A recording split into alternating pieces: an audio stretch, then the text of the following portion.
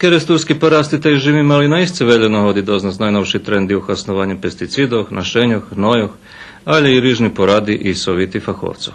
Možda od stvari kotri interesantni za nas jagod novih sortoh, kojakih semenoh, tak i o zaštitnih sredstvoh. Uglavnom možna učiti coška. A samim tim, že zelje i to ti brošuri, to je zveljo sebe išće i doma, da se poprečitujeme i može naiste mi hasnuje.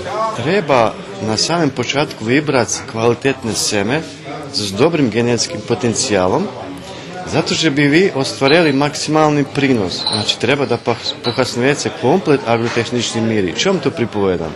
Maksimalni prinos zato što postoji jedan nepoznati input, a to cena. Pokiaľ neznajú ceny paradských produktoch, nemožno praviť kalkulácii za rentabilnú produkciu, taše u šatvi muši zrobiť všetko, co potrebné, že by dobre zrodzelo, sovitujú fachovci.